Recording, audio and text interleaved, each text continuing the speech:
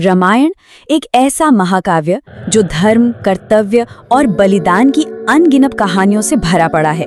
लेकिन आप जानते हैं, इस पूरी गाथा में एक ऐसा टर्निंग पॉइंट आता है, एक ऐसी घटना जो कहानी का पूरा रुख ही पलट देती है।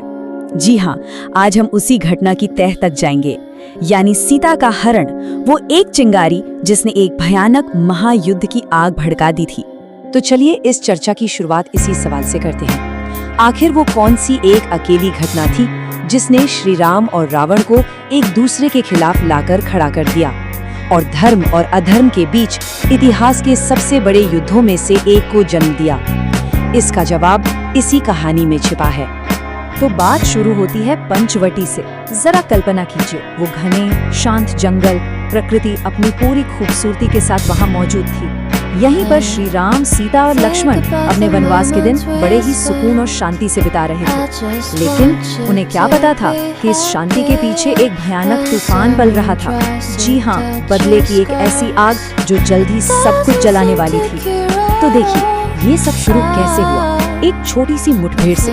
रावण की बहन थी शूर्पणखा, जो राम के रूप को देखकर उन पर मोहित हो गई। लेकिन जब राम ने उसके प्रस्ताव को ठुकरा दिया और उसके आक्रामक बर्ताव के लिए लक्ष्मण ने उसे दंडित किया, तो उसका अपमान एक भयानक बदले की आग में बदल गया। वो सीधे अपने भाई रावण के पास पहुंची और उसने सीता के सौंदर्य का ऐसा बखान किया कि रावण के मन में जहर घुल गया और बस यहीं से उस पूरे विनाशकारी षड्यंत्र का बीज बो दिया गया।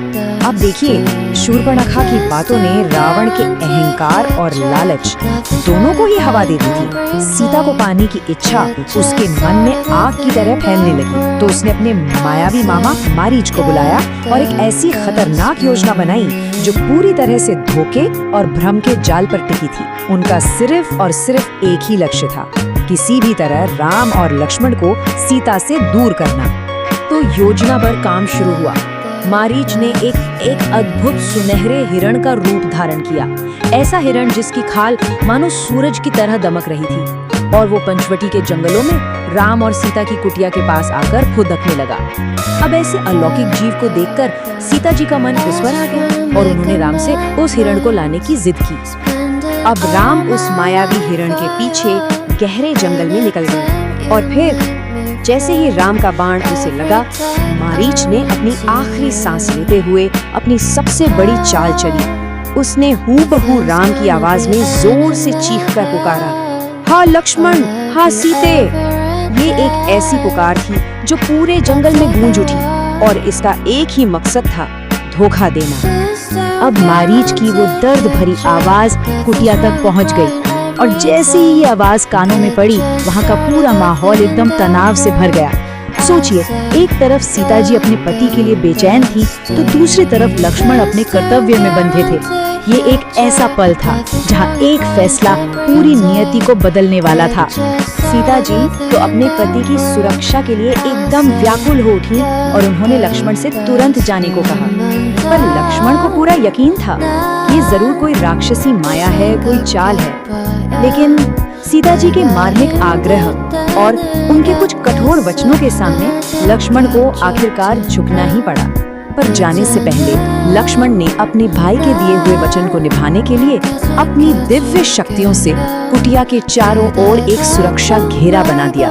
जी हाँ, यही थी वो लक्ष्मण रेखा, एक ऐसी सीमा जिसे कोई भी घुसपैठिया या दुष्ट शक्ति पार नहीं कर सकती थी, जब तक कि सीता जी उसके अंदर सुरक्षित रहें।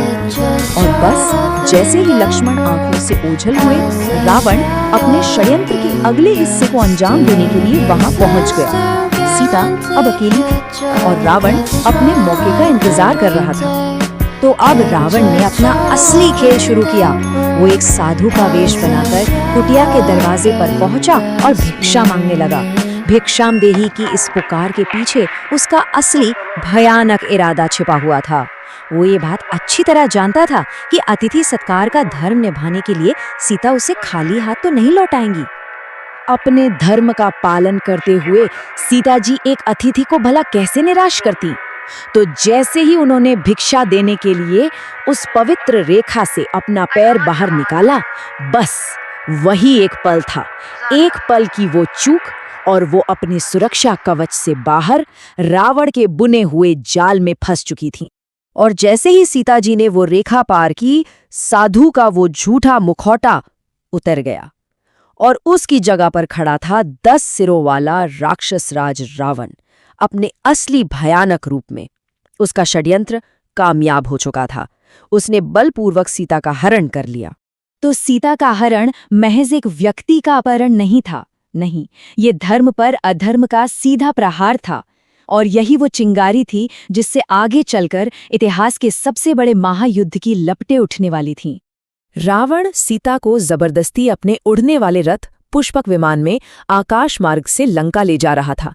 तभी धर्म की रक्षा के लिए एक वीर योद्धा सामने आया, महान गिद्धराज जटायु।